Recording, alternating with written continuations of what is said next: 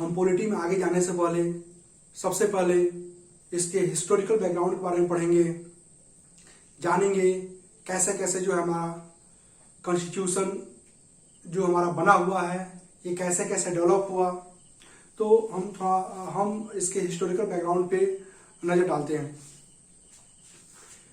1777 regulating act के आने से पहले जो हमारा हिस्टोरिकल बैकग्राउंड है वो हम जानने की कोशिश करेंगे। सबसे पहले क्या हुआ हमारा 31 दिसंबर 1600 को क्या हुआ, जो इंग्लैंड की महारानी एलिजाबेथ थी उन्होंने क्या किया, ईस्ट इंडिया कंपनी को उन्होंने क्या किया, चार्टर प्रोवाइड किया। ये चार्टर क्या है, एक प्रकार का क्या है, चार्टर क्या है, एक प्रकार का परमिशन है, एक प्रकार का ये परमिशन है। चार्टर क्या है, एक प्रकार परमिशन है। ये जो कि ये इसका जो किस लिए परमिशन था, ये परमिशन था कि आपको जो केप ऑफ गुड के जो ईस्ट में है, यानी कि जो वर्तमान का जो सार्क है, एशियन कंट्रीज है या आसियान कंट्रीज है, तो वहां पे ट्रेड करना। ये जो ईस्ट इंडिया कंपनी थी इसका ये एक्चुअल में क्या था, ग्रुप ऑफ मर्चेंट्स था। मर्चेंट्स का एक्चुअल में क्या उसका मेन मोटो था, ये क्या मर्केंटाइल ट्रेडिंग कंपनी थी। इनका मेन मोटो क्या था कि जो है सामान को क्या करना है, परचेज करना है चीपर रेट पे और इसको हाइयर रेट पे क्या करना है, इसको सेल करना है। तो इससे जो प्रॉफिट होगा ये इस प्रकार ये प्रॉफिट कमा लेते हैं। तो इनका मेन मोटो वही था। जितने भी यूरोपियन पावर्स आए इनका मेन मोटो यही था कि प्रॉफिट कमाना। तो फर्स्ट क्या 31 दिसंबर 1600 को ईस्ट इंडिया कंपनी को महारानी जो इंग्लैंड की महारानी एलिजाबेथ थी उन्होंने क्या किया, चार्टर प्रोवाइड किया। और इसके बाद ये जो है 1608 ईस्वी में captain William Hawkins,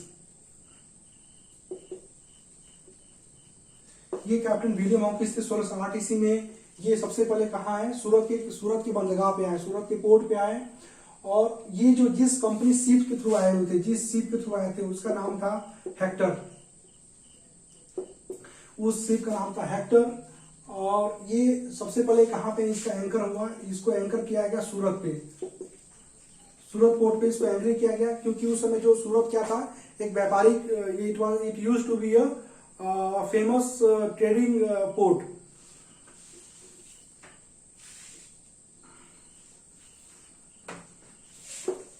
captain Hawkins आने के बाद क्या हुआ, उसके बाद से इन्होंने क्या, कैप्टन विलियम हॉकिंस किसके दौरान में आए थे, ये जहांगीर के दौरान में आए थे।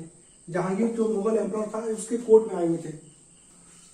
आने के बाद ये कैप्टन हॉकिंस जो है आगरा गए मिलने के लिए जहांगीर से। और वहां पे जाके इन्होंने बोला कि भाई हम इंग्लैंड से आ रखे हैं और जो हम यहाँ पे क्या है कि आप ट्रेड करना चाहते हैं, हमें परमिशन दिया जाए। तो जो जहांगीर था ऑलरेडी वहां पे पोर्तुगीज तो हमारा जो है 1498 में पोर्तुगीज जो है ऑलरेडी आ चुके हुए थे।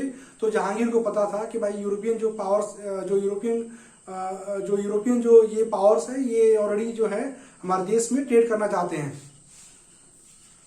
उस समय जो था ट्रेड में क्या था, हमारे इंडिया में क्या था, कॉटन और सिल्क और स्पाइसेस का बहुत ह्यूज डिमांड था। ये क्या करते थे, ये सारी चीजें जो है ये एक्सपोर्ट करते थे यूरोपियन कंट्रीज में। और इस जो गुड्स वगैरह था, कॉटन, सिल्क, जो स्पाइसेस थे, इनका बहुत ही ज्यादा डिमांड था।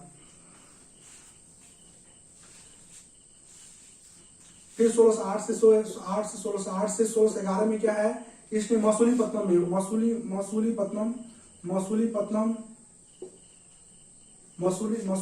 में जो है फर्स्ट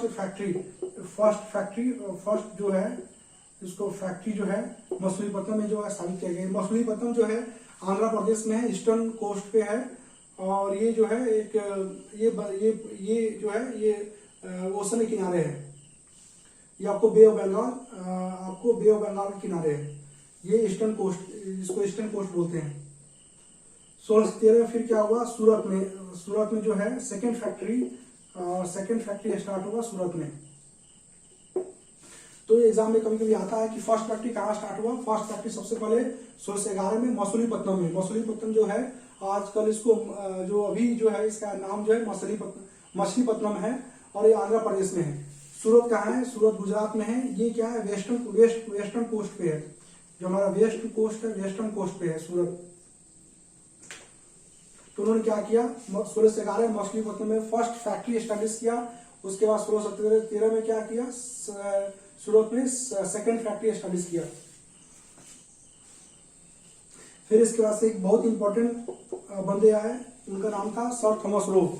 सर थॉमस रो क्या बहुत ही इंपॉर्टेंट थे, क्योंकि ये कि जो वहाँ के जो राजा थे जेम्स फर्स्ट जो थे, उनके एम्बेसडर के रूप में ये आए हुए थे। उन्हें आते ही जो है उस समय जो है जहांगीर, उस समय जहांगीर थे। जहांगीर के जो है जहांगीर ये 1605 से 1627 इनका जो टेन्योर था 1605 से 1627 था।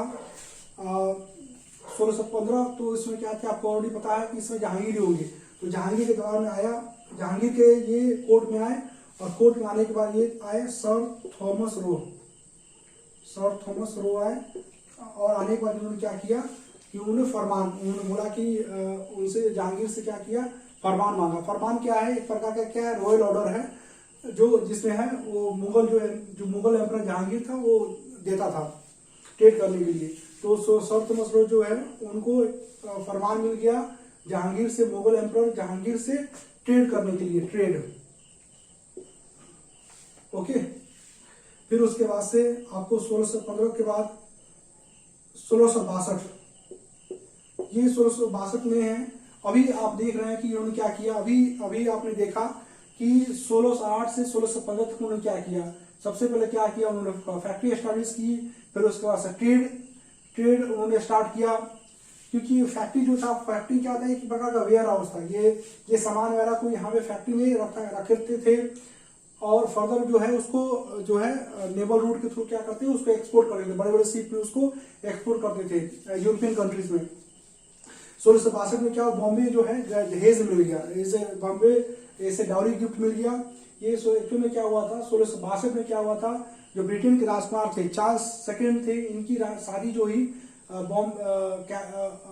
पोर्तुगीज प्रिंसेस कैथरीन ऑफ ब्रेमेंजा से हुई।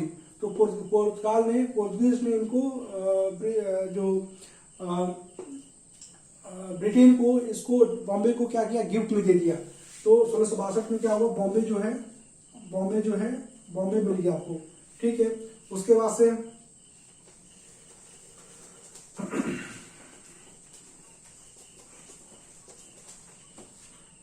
जो है 1691 में क्या हुआ, औरंगजेब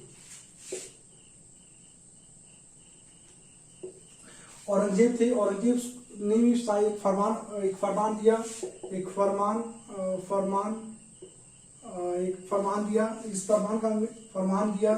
इस फरमान में क्या किया, उन्होंने बोला कि राइट ऑफ ट्रेड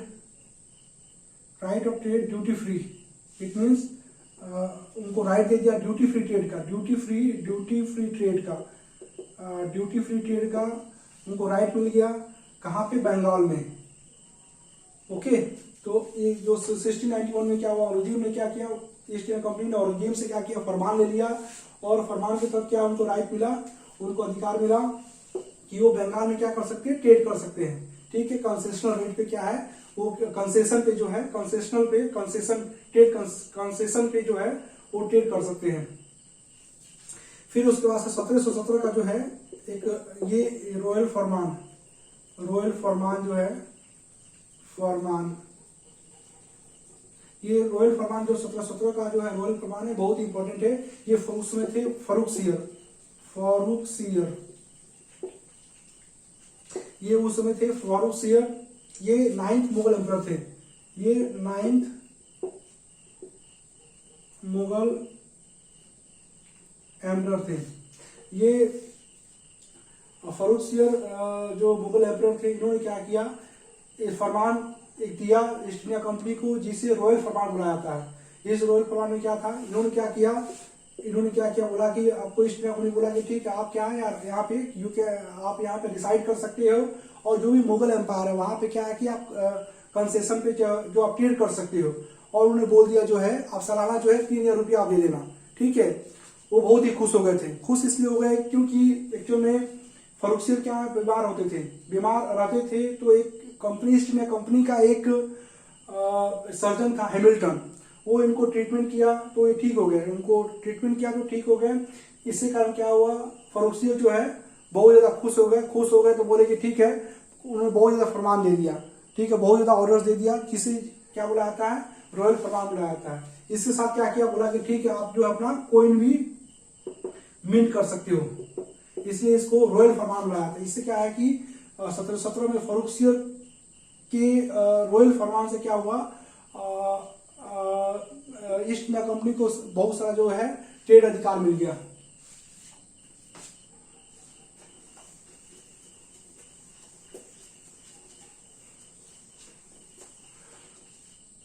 तो इस प्रकार आपने देखा कैसे उन्होंने क्या किया, कैसे कंपनी से उन्होंने क्या किया, बहुत सारा ट्रेड अधिकार ले लिया, उनको क्या मिल गया, कोइन मिंटिंग करने का भी क्या है, पावर मिल गया। उसके बाद से हम थोड़ा सा दो बैटल के बारे में पढ़ेंगे। Battle of Plassey, battle of Plassey, battle of Plassey जो हुआ, ये हुआ था आपको 23 जून 1757, 1757 हुआ था, 23 जून 1757 हुआ था। ये किसके बीच हुआ था, ये ईस्ट इंडिया कंपनी और सिराजुद्दौला, ये ईस्ट इंडिया कंपनी और सिराजुद्दौला के बीच हुआ था। इसमें क्या हुआ, सिराजुद्दौला हार गया, सिराजुद्दौला हार के ईस्ट इंडिया कंपनी जीत गई। और इसमें एक्चुअली में क्या हुआ था, इनका सिराजुद्दौला का जो कमांडर इन चीफ था, वो था मीर जाफर।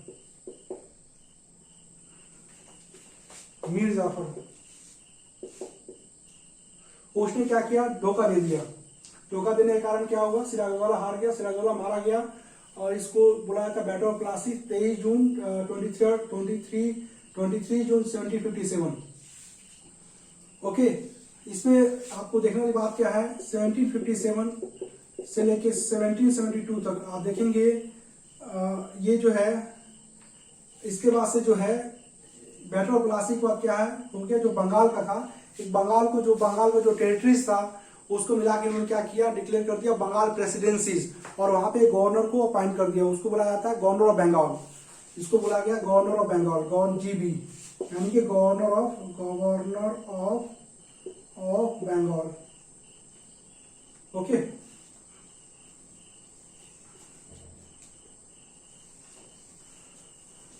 तो अब क्या हो गया, बंगाल प्रेसिडेंसी बन गया।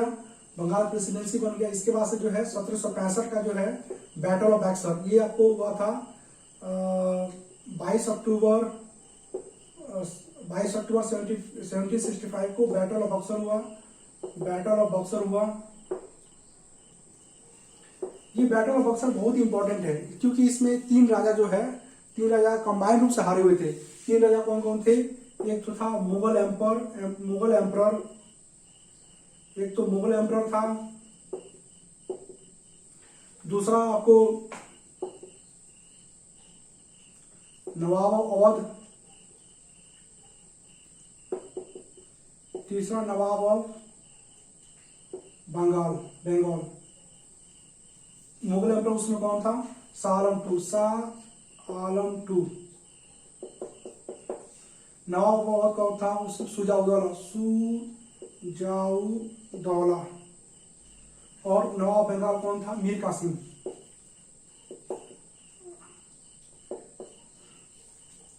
इसको इन तीनों क्या किया, ईस्ट इंडिया कंपनी ने हरा दिया। ठीक है, ईस्ट इंडिया कंपनी में कौन था उस समय, रॉबर्ट क्लाइव था। उसका गवर्नर कौन था, गवर्नर ऑफ बंगाल कौन था, रॉबर्ट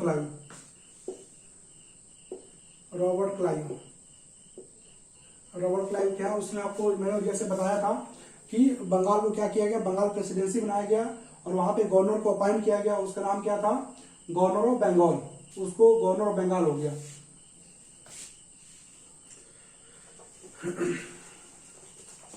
इसका क्या हुआ, ये जो बैटल ऑफ बक्सर क्या हुआ, इसका ट्रीटी हुआ, आपको पता है, वार।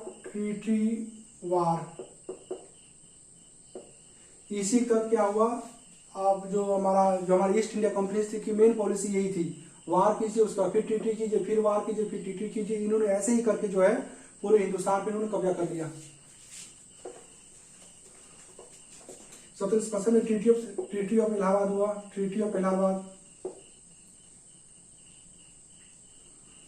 और इनको क्या मिला, ट्रीटी ऑफ इलाहाबाद से क्या दीवानी राइट्स मिल गया, दीवानी राइट्स, इनको दीवानी राइट्स मिल गया। ओके, दीवानी राइट्स कहाँ मिल गया इनको, बंगाल, बिहार और उड़ीसा, उड़ीसा का इनको बंगाली राइट्स मिल गया। ये इसमें बहुत ही इंपॉर्टेंट 1765 में जो रॉबर्ट क्लाइव था, गवर्नर ऑफ बंगाल था, उसने ड्यूअल गवर्नमेंट स्टार्ट किया, dual government of Bengal, dual government of Bengal. ये बहुत इंपॉर्टेंट है ड्यूअल गवर्नमेंट ऑफ बंगाल, क्योंकि इसको इंट्रोड्यूस किया था रॉबर्ट क्लाइव ने, इसको हटाया था आपको वारेन हेस्टिंग्स ने। ड्यूअल गवर्नमेंट ऑफ बंगाल का मेन क्या था, ये जो इसका एडमिनिस्ट्रेशन ऑफ बंगाल था, इसको दो पार्ट में डिवाइड कर दिया गया। फर्स्ट जो है आपको कंपनी को, फर्स्ट जो है कंपनी को बोला गया काम करने के लिए, सेकंड को बोला गया नवाब ऑफ बंगाल। ठीक है, कंपनी को क्या बोला गया, कंपनी को बोला गया भाई आप, कंपनी को बोला गया रेवेन्यू कलेक्शन करने के लिए, यानी कि कंपनी को बोला गया आप रेवेन्यू कलेक्ट कीजिए, और नवाब बंगाल को बोला गया कि ठीक है आप एडमिनिस्ट्रेशन को देखिए। इस प्रकार जो है ड्यूअल गवर्नमेंट ऑफ बंगाल में क्या हुआ, बंगाल के एडमिनिस्ट्रेशन को जो उसका मैनेजमेंट था उसको दो भाग में डिवाइड कर दिया गया। एक रेवेन्यू कलेक्शन में, एडमिनिस्ट्रेशन में रेवेन्यू कलेक्शन के लिए कंपनी को तास्किन किया गया, और एडमिनिस्ट्रेशन के लिए नवाब बंगाल को तास्किन किया गया। ओके, ये बाद में सफल नहीं हुआ। इससे क्या हुआ, बंगाल की स्थिति है बहुत ही खराब हो गई। बाद में जो है रॉबर्ट क्लाइव के बाद वारेन हेस्टिंग्स आए हुए थे, उन्होंने एक्चुअल में इसको बोलते हैं 1765 से 1772, ये 1765-1772 जो है आपको 5-7 साल तक था। इसको एग्जाम में पूछा जाता है। इसको इंट्रोड्यूस कौन किया था, इसको इंट्रोड्यूस किया गया था, इसको इंट्रोड्यूस किया रॉबर्ट क्लाइव ने, और इसको हटाया किसने, इसको कैसे किसने अबोलिश किया इसको, तो इसको अबोलिश किया 1772 में वारेन हेस्टिंग्स ने इसको अबोलिश किया, और इसको इंट्रोड्यूस किया रॉबर्ट क्लाइव ने। ठीक है, तो आपको कभी पूछेगा एग्जाम में ड्यूअल गवर्नमेंट ऑफ बंगाल के बारे में बताइए, द्वैत शासन बोलते हैं इसको हिंदी में। तो इसमें क्या था, जो बंगाल के एडमिनिस्ट्रेशन था को दो भागों में डिवाइड किया गया। एक काम कंपनी को दिया गया कि भाई आप रेवेन्यू कलेक्शन कीजिए, और दूसरा जो है नवाब को बोला गया कि भाई आप एडमिनिस्ट्रेशन देखिए। ठीक है, मगर बाद में जाके सफल नहीं हुआ। बंगाल की स्थिति जो है बहुत ही खराब हो गई। ट्रेड वगैरह जो है आपको, ट्रेड जो है डेफिसिट चला गया। बाद में जाके वारेन हेस्टिंग जो 1772 में जो है, ये 1772 में आए वारेन हेस्टिंग्स, तो उन्होंने क्या किया, इसको क्या किया, अबॉलिश कर दिया।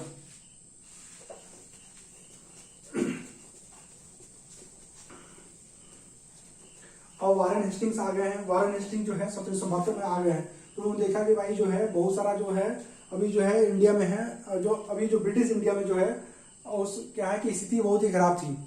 और जो हमारा ड्यूअल गवर्नमेंट था, ड्यूअल गवर्नमेंट जो बंगाल था, उसमें क्या था कि जो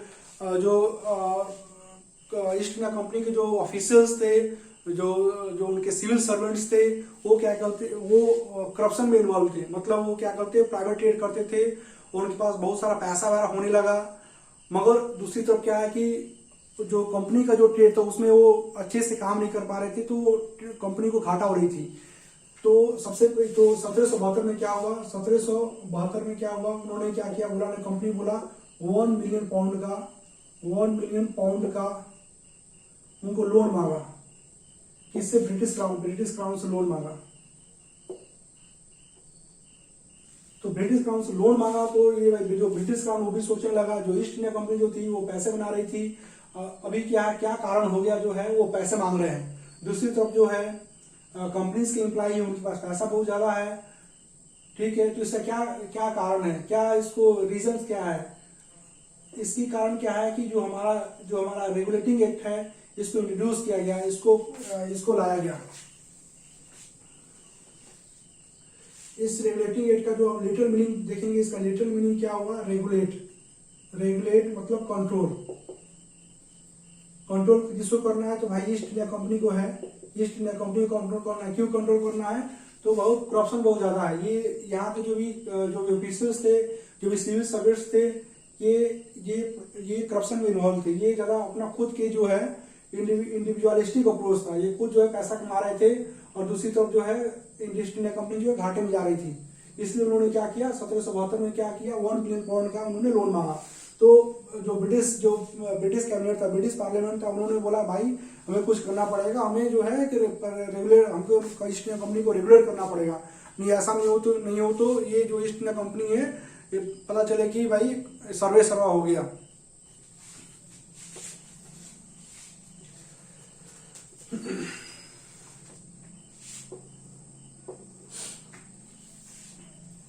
तो हम 1773 के रेगुलेटिव के बारे में पढ़ेंगे।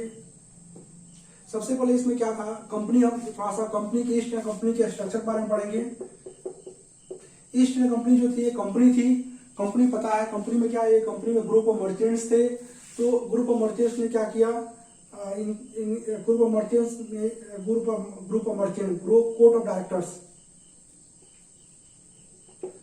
And court of proprietors.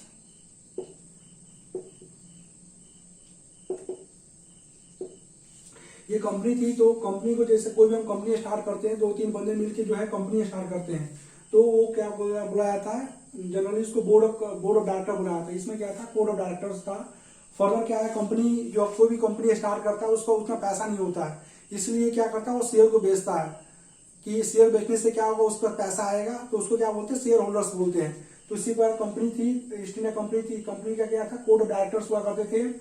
इसमें कोर्ट ऑफ डायरेक्टर के कितने थे, 24 थे, और ये कोर्ट ऑफ प्रोप्राइटर्स यानी कि शेयर होल्डर्स थे ये। तो ईस्ट इंडिया कंपनी कैसे काम कर रही थी, कोर्ट ऑफ डायरेक्टर्स के थ्रू क्या काम कर रही थी, यहाँ पे अपना जो भी इंडिया में कोर्ट ऑफ डायरेक्टर्स के थ्रू जो है अपना जो ट्रेड कर रही थी।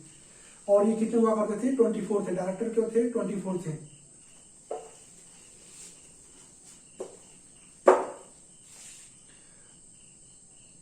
सत्रह सौ 1773 के रेगुलेटिव में क्या हुआ, सबसे पहले हमारा जो है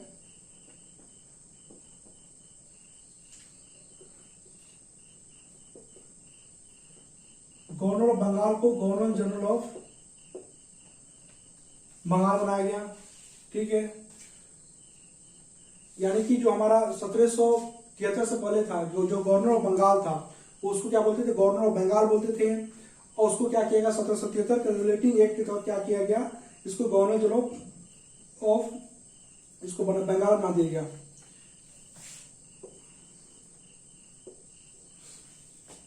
ये जो फिर आप 1833 में आएंगे, 1833 के चार्टर एक्ट में क्या होगा, ये जो गवर्नर जनरल ऑफ बंगाल को क्या बना दिया गया, गवर्नर जनरल ऑफ इंडिया। ठीक है, फिर उसके बाद 1858 की गवर्नमेंट इंडिया एक्ट में आएंगे, तो ये गवर्नर जनरल ऑफ इंडिया को क्या किया गया, वायसराय ऑफ इंडिया बना दिया गया। Clear. First governor of Bengal कौन था, रॉबर्ट क्लाइव था। First governor general of Bengal कौन था, वारन हेस्टिंग्स था। आपको last governor general of Bengal कौन था, ये आपको था Lord William Bentinck. First governor general of India कौन था, लॉर्ड विलियम बैटिक। यहाँ पे first viceroy of British India कौन था, लॉर्ड कैनिंग। और first viceroy of Indian dominion कौन था, ये था आपको लॉर्ड माउंटबेटन। और फर्स्ट और last viceroy of independence India कौन था, ये था श्री राजगोपालाचारी। फिर से मैं रिपीट कर रहा हूं, गवर्नर ऑफ बंगाल कौन था, ये रॉबर्ट क्लाइव था। गवर्नर जनरल ऑफ बंगाल कौन था, ये आपको था Warren Hastings. First governor general of India कौन था, Lord William Bentinck. First viceroy of British India कौन था, ये आपको था Lord Canning. First viceroy of Indian dominion कौन था, ये आपको था लॉर्ड माउंटबेटन। और first viceroy of independence India कौन था, सी राजगोपालाचारी। ये एग्जाम हमेशा पूछा जाता है, तो आपको कंफ्यूज नहीं होना है, उसको दिमाग में रखना है। ठीक है, तो आपको पता आ गया 1773 में क्या हुआ, गवर्नर ऑफ बंगाल को क्या किया गया, गवर्नर जनरल ऑफ बंगाल बनाया गया। फिर 1833 के चार्टर एक्ट में गवर्नर जनरल ऑफ बंगाल को क्या बनाया गया, गवर्नर जनरल ऑफ इंडिया बनाया गया। और फिर 1858 के गवर्नर ऑफ इंडिया के तौर क्या किया गया, गवर्नर जनरल ऑफ इंडिया को क्या किया गया, वायसराय ऑफ इंडिया बनाया गया। ये गवर्नर जनरल ऑफ बंगाल को काम करने के लिए क्या किया गया, आपको 4 जो है एग्जीक्यूटिव काउंसिल दिया गया। एग्जीक्यूटिव काउंसिल, इनको एग्जीक्यूटिव काउंसिल जो है, एग्जीक्यूटिव काउंसिल बनाया गया। ठीक है, इस एग्जीक्यूटिव काउंसिल में जो है 4 मेंबर दिए गए। तो इस पर हम लिख सकते हैं इसको G+4, क्या लिख सकते हैं, G+4। ओके, यानी कि एक हो गया गवर्नर जनरल ऑफ बंगाल और एक क्या हो गया आपको, 4 क्या हो गया, एग्जीक्यूटिव काउंसिल हो गया। ठीक है, तो हम क्या इसको लिख सकते हैं, इसको लिख सकते हैं G+4, इसको लिख सकते हैं G+4, यानी कि जो गवर्नर जनरल ऑफ बंगाल का जो एग्जीक्यूटिव काउंसिल है उसमें खुद गवर्नर जनरल ऑफ बंगाल है और 4 इसके क्या है, एग्जीक्यूटिव मेंबर है। ठीक है, ये गवर्नर जनरल ऑफ बंगाल और क्या है, एग्जीक्यूटिव काउंसिल है। ये जो गवर्नर जो है, ये गवर्नर ऑफ बंगाल था, ये इसको ही अपॉइंट कौन करता है, इसको ईस्ट इंडिया कंपनी अपॉइंट करती थी। और 4 जो था, ये जो था 4 जो एग्जीक्यूटिव मेंबर हैं, इसको आपको ब्रिटिश क्राउन, ये इसको ब्रिटिश क्राउन जो है इसको अपॉइंट करती थी। ठीक है, तो हमेशा क्या प्रॉब्लम होता था, कंसेंसस, यानी कि टोटल कितने हो गए, 5 हो गए। तो ये जो आपको पता है कि ये ब्रिटिश क्राउन जो है, ये जो 4 है, इनको ब्रिटिश क्राउन जो जैसा बोली वैसा करेंगे। बाकी ये गवर्नर जो है, गवर्नर जो बंगाल है, ये अकेले था। तो इसमें कंसेंसस में डिसीजन है मेजोरिटी, इसमें बोला गया था डिसीजन जो भी होगा मेजोरिटी से होगा, तो इसमें दिक्कत हो रहा था। इसलिए क्या किया गया आपको, इसलिए क्या किया गया,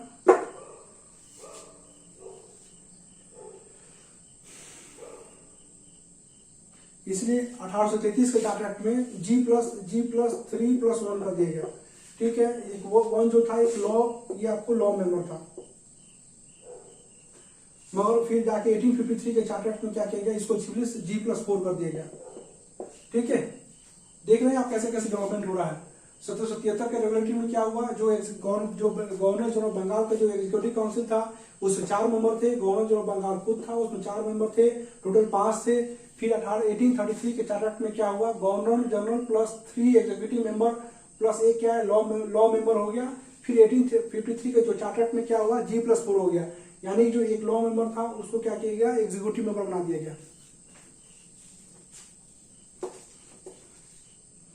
अब 1853 के चार्टर एक्ट यहाँ पे बहुत ही इंपॉर्टेंट है। ये 1853 का बहुत इंपॉर्टेंट इसलिए है कि जो हमारा गवर्नर जनरल का जो था, गवर्नर जनरल ऑफ इंडिया का जो काउंसिल था,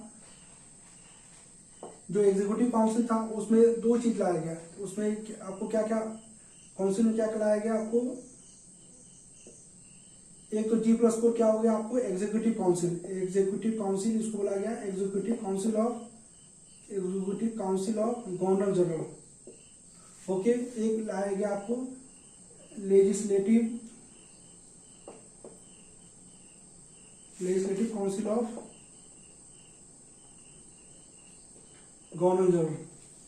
आपने देखा हमारा ये तो एग्जीक्यूटिव काउंसिल तो ऑलरेडी चल रहा था, G+4, 1833 में G+4, फिर 1853 में G+4 जो है सेम है, executive council of governor general same रहेगा। इसमें क्या क्या जोड़ा गया, legislative council of governor general, यानी कि 2 गवर्नर जनरल की जो काउंसिल थी उसमें क्या क्या 2 मेंबर डाले गए, दो बॉडी बनाया गया, एक एग्जीक्यूटिव काउंसिल, एक क्या हो गया, लेजिस्लेटिव काउंसिल।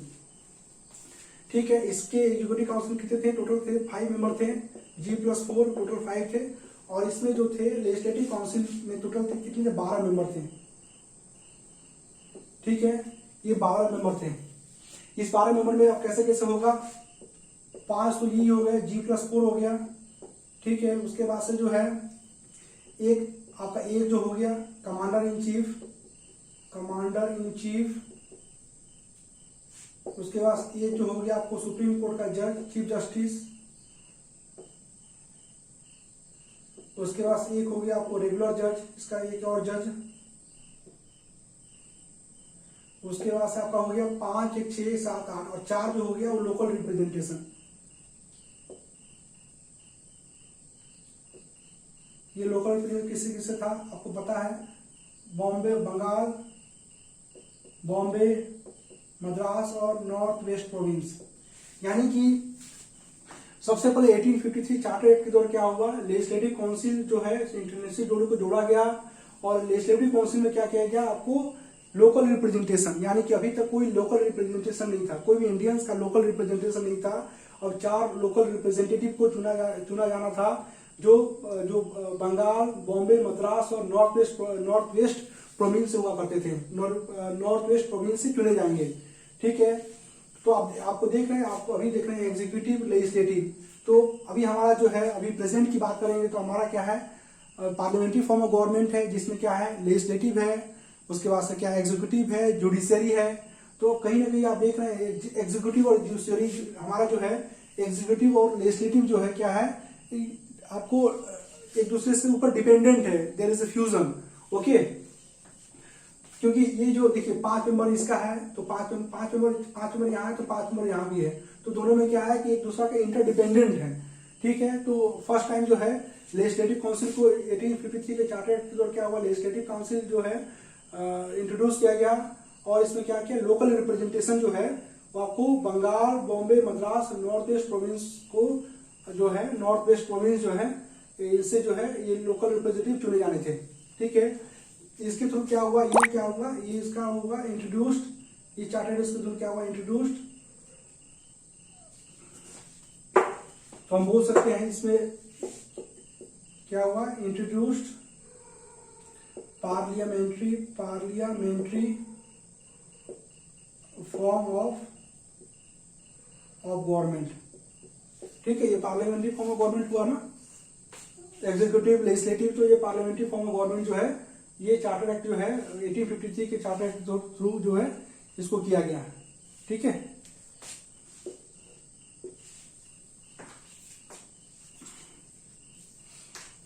फिर आगे पढ़ते हैं। पहले हमने बताया था कोड ऑफ डायरेक्टर्स के बारे में, फिर हम 1773 पे रेगुलेटिंग लिस्ट आते हैं। पहले हमारा क्या था, कोड ऑफ डायरेक्टर था, कोड ऑफ डायरेक्टर्स जो है कितने हुआ करते थे, 24। ठीक है, अब यहाँ पे जब आएंगे 1853 के, आप जो आएंगे 1850 के चार्टर एक्ट में आएंगे, ये कोड ऑफ डायरेक्टर क्या बोला जाएगा, 18 कर दिया गया। ठीक है, रिड्यूस कर दिया गया, 24 से क्या किया गया, इसको 18 कर दिया गया, और 18 में जो 6 जो थे, यानी 18 हो गए ना, टोटल 24 थे, 24 से रिड्यूस करके जो है 18, यानी 12 + 6। ये जो 6 है, ये इनका कौन सिलेक्शन करेगा, इनको अपॉइंट कौन करेगा, इनका अपॉइंटमेंट क्या करेगा, ब्रिटिश क्राउन करेगा। ठीक है, तो कोर्ट ऑफ डायरेक्टर्स को क्या हुआ, 1853 के चार्टर एक्ट में क्या हुआ, इसको 24 से घटा के 18 कर दिया गया, और जो 6 जो मेंबर्स थे इसके, वो इसका अपॉइंटमेंट कौन करेगा, आपको ब्रिटिश क्राउन करेगा।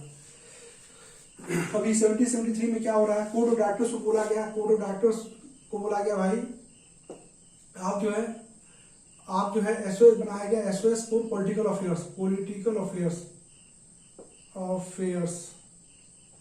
एसओएस फॉर पॉलिटिकल अफेयर्स, और चांसलर ऑफ एक्सचेकर। ठीक है, कोर्ट ऑफ डायरेक्टर्स को बोला गया, भाई जो भी इंपॉर्टेंट डॉक्यूमेंट्स है, यानी कि पॉलिटिकल अफेयर्स, आपने कितना वार किया, कितना ट्रीटी किया, कौन कौन सा टेरिटरी ऑक्युपाई किया, इसकी पूरी जानकारी जो डॉक्यूमेंट्स वाला क्या करना है, आपको सेक्रेटरी ऑफ स्टेट को पॉलिटिकल अफेयर्स को देना है। ठीक है, उसके बाद से इनको बोला गया, आपको फिर चांसलर ऑफ एक्सचेकर को बोला गया, जितना भी रेवेन्यू वगैरह है, ये आपको किसको देना है, कितना आपका रेवेन्यू कलेक्शन है, इसका जो भी इंपॉर्टेंट डॉक्यूमेंट्स वगैरह है, उसको आपको चांसलर ऑफ एक्सचेकर को देना है। ये चांसलर ऑफ एक्सचेकर क्या है, एक प्रकार रेवेन्यू सेक्रेटरी है, ये मिनिस्ट्री ऑफ, ये फाइनेंस मिनिस्ट्री का ब्रिटिश कैबिनेट में। ठीक है, इसके बाद से ये हो गया। फिर आपको हम 1804 में पिट्स इंडिया एक्ट में देखते हैं क्या हुआ। पिट्स इंडिया एक्ट में आप सबसे पहले हमारे पास तो ऑलरेडी कोर्ट ऑफ डायरेक्टर है, कोर्ट ऑफ डायरेक्टर ऑलरेडी हमारे पास है। यहाँ पे क्या है, एक नया बॉडी इंट्रोड्यूस किया गया जिसको बोलते बोर्ड ऑफ कंट्रोल। और यहाँ पे कोड ऑफ डायरेक्टर 1773 में क्या था, कोड ऑफ डायरेक्टर तो ऑलरेडी था, कोड ऑफ डायरेक्टर और बोर्ड ऑफ कंट्रोल, यानी कि बोर्ड ऑफ कंट्रोल को क्या है, एक नया बॉडी को क्रिएट किया गया। ठीक है, और कोड ऑफ डायरेक्टर बोला गया कि आप जो है सिर्फ कमर्शियल अफेयर्स को देखिए, सिर्फ आपको क्या किया है, कमर्शियल अफेयर्स को देखना है। और बोर्ड ऑफ कंट्रोल बोला गया सिर्फ आपको क्या है, पॉलिटिकल अफेयर्स को देखना है, पॉलिटिकल अफेयर्स को देखना है। ठीक है, आप देख रहे हैं यहाँ पे आप ईस्ट इंडिया कंपनी को कैसे रेस्ट्रिक्ट कर रहे हैं। पहले क्या था, ईस्ट इंडिया कंपनी क्या थी, कमर्शियल अफेयर्स भी देखती थी, पॉलिटिकल भी, यानी कि एडमिनिस्ट्रेशन भी देखना, कमर्शियल भी देखना। अभी क्या है, 1784 में बोला गया, पिट्स इंडिया के तहत बोला गया कि भाई code of director east India company बोला गया, फिर आप क्या है, कमर्शियल अफेयर्स देखिए। और बोर्ड ऑफ कंट्रोल जो है नया क्रिएशन किया गया, इसमें बोला गया कि पॉलिटिकल अफेयर्स को देखना है। ठीक है, उसके बाद क्या 1773 में क्या हुआ, आपको एक सुप्रीम कोर्ट, 1774 में जो है आपको कलकत्ता में जो है सुप्रीम कोर्ट एस्टैब्लिश किया गया। ठीक है, और क्या है आपको 1784 में, 1784 में क्या है, 1784 में क्या होगा, जो पहले कंपनीज का टेरिटरीज था, इसको बुलाया था कंपनीज टेरिटरीज को बोला गया, जो इसमें बोला गया कंपनी टेरिटरीज इन इंडिया को क्या बोला गया, ब्रिटिश बोला गया, ब्रिटिश पोजीशन इन इंडिया।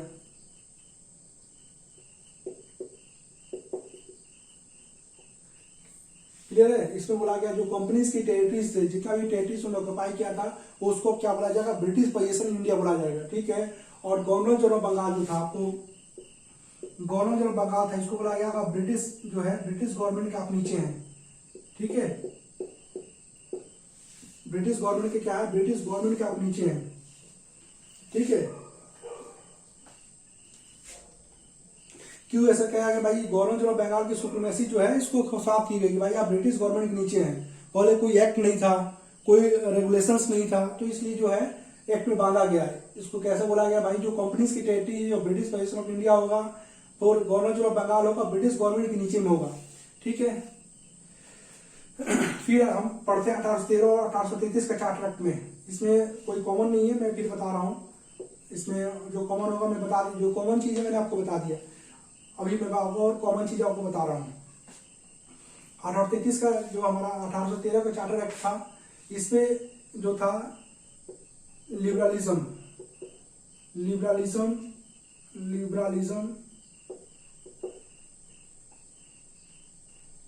उसमें क्या हुआ चेंज, उसमें क्या हुआ, इंग्लैंड में क्या था, लिबरलिज्म जो था, एडम स्मिथ का लिबरलिज्म जो था, वेल्थ ऑफ नेशन, उस समय ये बहुत ही प्रचलन में था। उसमें बोला गया, लिबरलिज्म के तहत बोला गया कि भाई आपका काम सिर्फ कॉन्कर करना नहीं है, कॉन्कर किए हुए टेरिटरी को सिविलाइज भी करना है। ठीक है, तो लिबरलिज्म प्रिंसिपल के थ्रू उन्होंने क्या किया, उसको कॉन्कर हुआ, जो ऑलरेडी जो ब्रिटिश पोजीशन इंडिया था, उनको सिविलाइज करने के लिए क्रिश्चियन मिशनरी भेजा, क्रिश्चियन मिशनरीज।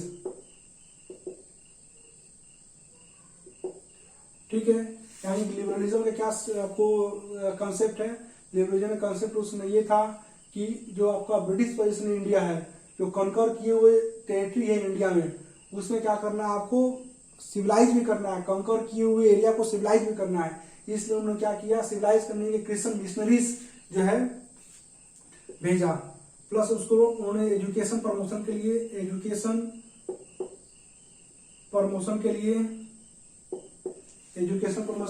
1 लाख रुपए अलॉट किए। 1 लाख रुपया बोला कि 1 लाख रुपया अलॉट किया, ये एनुअली इसको एनुअली एक्सपेंड करना था। तो दो चीज आपको याद हो गया, लिबरलिज्म के तहत जो है आपको ये क्रिश्चियन मिशनरी भेजा गया, फिर एजुकेशन प्रमोशन के लिए क्या हुआ, 1 लाख रुपया दिया गया। उसके बाद से उसमें बहुत सारा यूटिलिटेरियन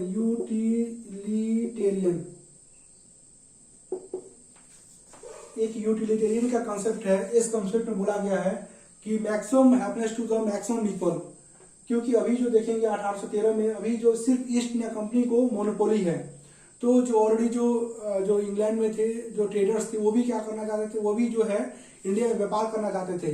तो उन्होंने क्या किया, बहुत सारा अपोज किया, बोला कि फ्री ट्रेड होना चाहिए इंडिया में, कोई मोनोपोली नहीं होना चाहिए।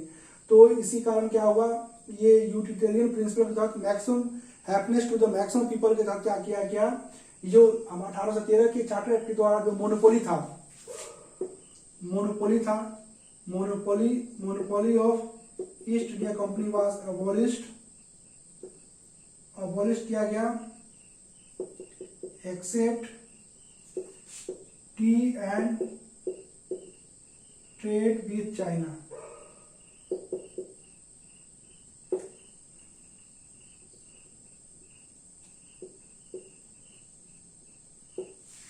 यानी कि monopoly of East India Company was abolished except tea and trade with China. ठीक है, ये क्या हो गया, इनको डायल्यूटेड मोनोपोली बन गया, सिर्फ ट्रेड यानी कि टी और ट्रेड विद चाइना के व्यापार ये ईस्ट इंडिया कंपनी का सिर्फ कर सकते थे। बाकी जो है जो भी वहाँ इंग्लैंड से जो भी ट्रेडर आ रहे हैं, वो यहाँ पे क्या है कि भारत में व्यापार कर सकते थे। फिर क्या हुआ 1833 में क्या हुआ, इस डायल्यूटेड मोनोपोली क्या हुआ, 20 ईयर्स के लिए जो है 20 ईयर्स के लिए जो है के लिए एक्सटेंड कर दिया गया। 1813 से 1833 में ये डायलूटेड जो मोनोपोली को एक्सटेंड कर दिया गया। बाद में 1833 चार्टर एक्ट में क्या किया, इस मोनोपोली को जो है मोनोपोली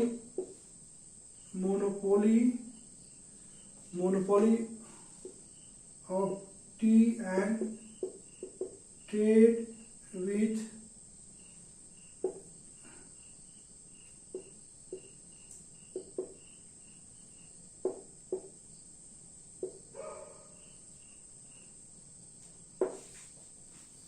1833 के चार्टर एक्ट में क्या किया, monopoly of T and trade with China को क्या किया, अबॉलिश कर दिया गया। और फिर जो है ये जो मोनोपोली है भारत में व्यापार करने की जो है ईस्ट इंडिया कंपनी व्यापार करने की है, ये फिर इसको 20 ईयर्स के लिए एक्सटेंड कर दिया, 20 ईयर्स के लिए एक्सटेंड कर देगा। ठीक है। और 1853 के चार्टर एक्ट में जो मोनोपोली का कोई एक्सटेंशन की बात नहीं है, तो उनको कहीं ना कहीं मन में ईस्ट इंडिया कंपनी को हो गया था कि भाई जो है हमारा जो है एक अधिकार जो है हमारा ईस्ट इंडिया कंपनी जो काम कर रहा है, इंडिया पे काम कर रहा है, जो इंडिया में व्यापार कर रहा है, कहीं ना कहीं ये जो है जो समाप्त होगा। ठीक है। हमारा जो है अभी क्या है, अभी आप देखेंगे जो है 1833 में अभी आपको एक बहुत इंपॉर्टेंट है, 1833 में जो है आपको जो ये क्या हुई, ईस्ट इंडिया कंपनी क्या हो गई, ईस्ट इंडिया कंपनी क्या हो गई, आपको कमर्शियल बॉडी से क्या हो गई, एक एडमिनिस्ट्रेटिव बॉडी हो गई। ईस्ट इंडिया कंपनी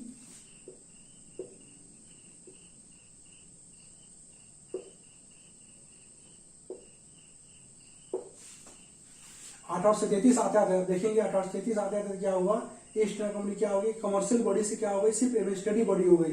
अब सिर्फ एडमिनिस्ट्रेटिव बॉडी हो गया। फिर इनको लगा, क्योंकि जो आप देखें 1813 से लेकर 1833 में डायलूटेड मोनोपोली को 20 साल बढ़ाया गया।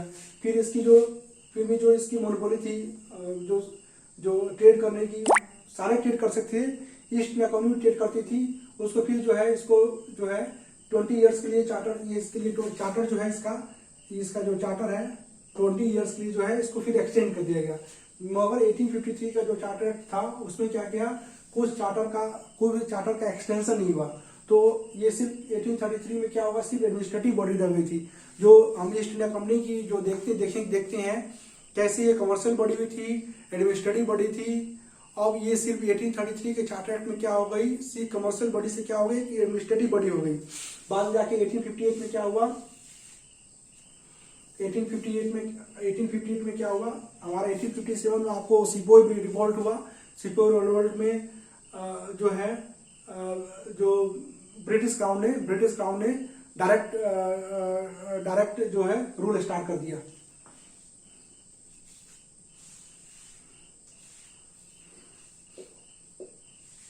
गवर्नमेंट इंडिया के देखेंगे, ये क्या था, गवर्नमेंट ऑफ इंडिया को बायसरा ऑफ इंडिया किया गया। ठीक है। इसके बाद से इसमें और इंपॉर्टेंट है, यहाँ पे क्या किया, secretary of state for India.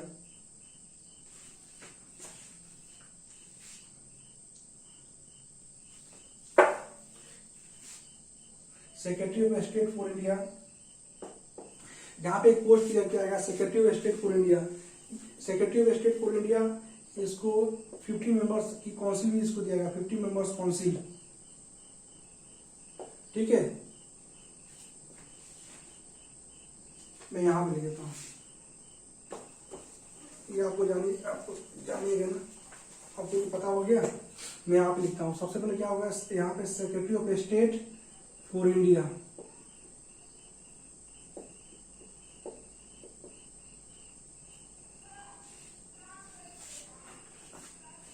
ये secretary of state for India बनाया गया। इनको क्या 50 मेंबर्स दिया गया।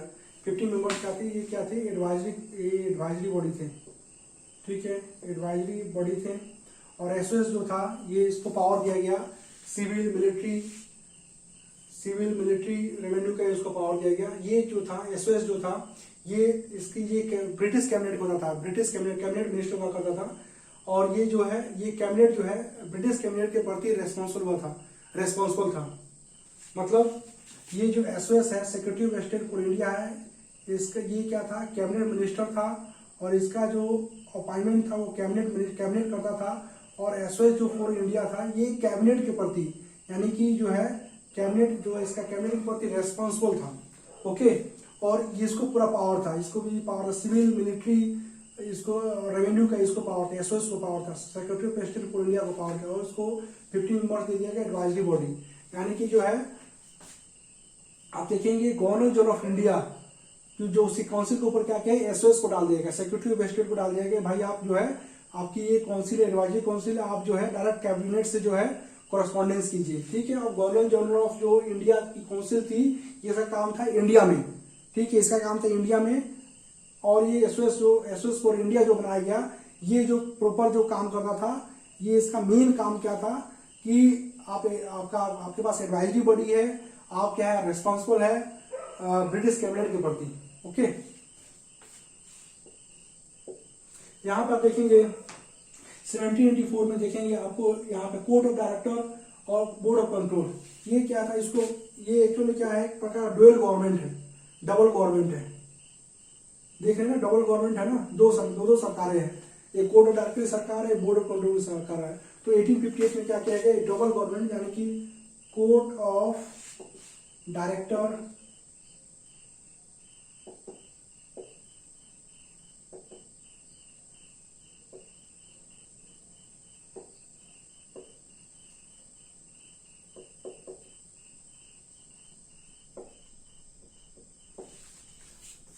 यानी कि जो 1784 में जो हमारे दो डबल गवर्नमेंट था, कोर्ट ऑफ डायरेक्टर और बोर्ड ऑफ कंट्रोल था। कोर्ट ऑफ डायरेक्टर काम क्या था, कमर्शियल अफेयर्स को देखना, और बोर्ड ऑफ कंट्रोल काम था पॉलिटिकल अफेयर्स को देखना, ठीक है। ये जो है 1858 के चार्टर एक्ट में क्या किया गया, कोर्ट ऑफ डायरेक्टर और बोर्ड ऑफ कंट्रोल को, ये का जो डबल गवर्नमेंट था, इसको क्या किया गया, अबॉलिश कर दिया गया,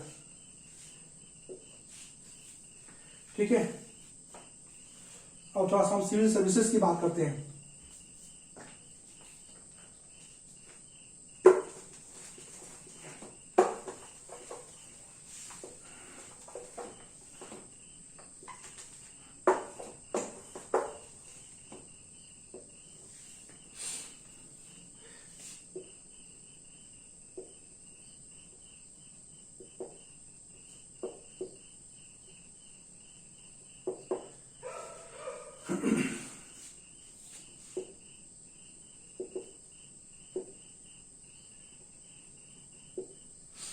आठ में जो है ओपन कॉम्पिटिशन सिस्टम को एक्ट के तौर पर इंट्रोड्यूस किया जाना था, मगर कोर्ट ऑफ डायरेक्टर ने क्या किया, इसको अपोज किया, क्योंकि कोर्ट ऑफ डायरेक्टर के पास ये राइट्स था कि ये जो भी सिविल सर्वेंट थे, ये कोर्ट ऑफ डायरेक्टर ही अपॉइंट करता था, तो वो नहीं चाहता था कि मेरा राइट्स जो है यहाँ से चला जाए, ठीक है।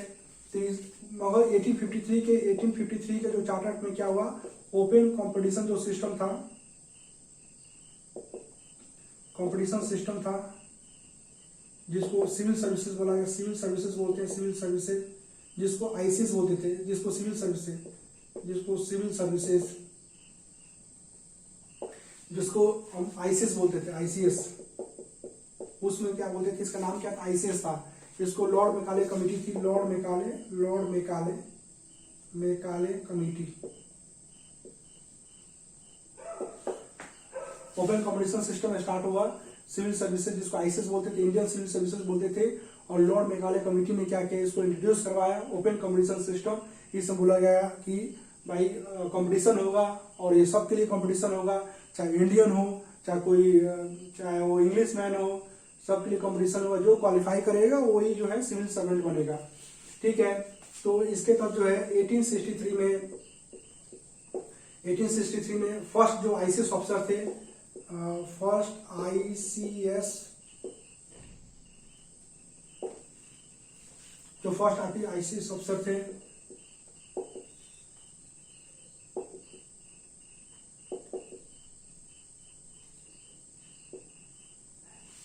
में जो है 1850 10 साल के बाद जो है जो फर्स्ट इंडियन आईसीएस ऑफिसर थे वो थे सत्येंद्रनाथ टैगोर।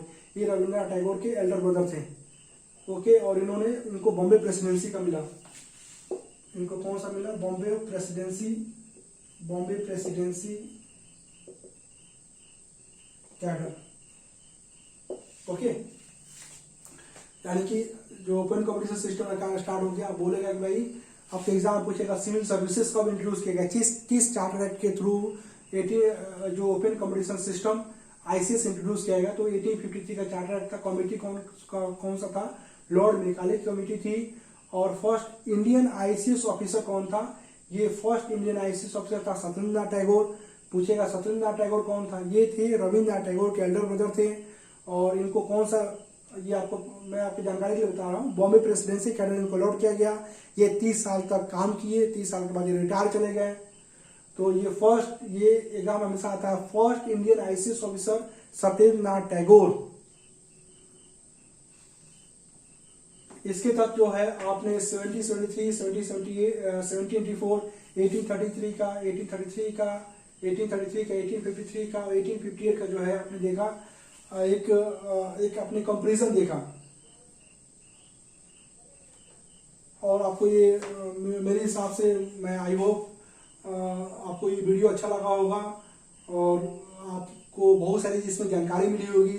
क्योंकि इस वीडियो में जो है आपको 1600 लेके, यानी कंपनी को जब चार्टर मिला उसके बाद आपको 1858 तक जो है आपको एक क्रक्स मिला होगा कि भाई कैसे कैसे जो है हमारी एडमिनिस्ट्रेटिव बॉडी, हमारी पॉलिटिकल बॉडी का कैसे कैसे डेवलपमेंट हुआ और कैसे कैसे जो है हमारा कॉन्स्टिट्यूशन बना।